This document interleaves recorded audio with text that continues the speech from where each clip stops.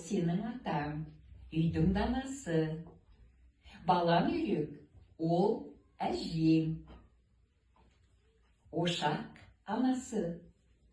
Ортан терек, ол сенің әкең, үйдің панасы. Шылдыр шүмек, ол сенің шешең, үйдің ажары. Ал кішкене бөбек, ол сендер, үйдің базары. Қазір сеніменен әңгімелескім келіп отыр.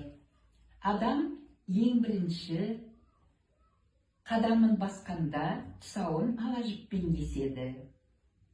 Ала жіп өте қасиетті. Ата-бабаларым ешқашан ала жіпті аттама дейді. Ол нені білдіреді, ала жіпті аттама деген?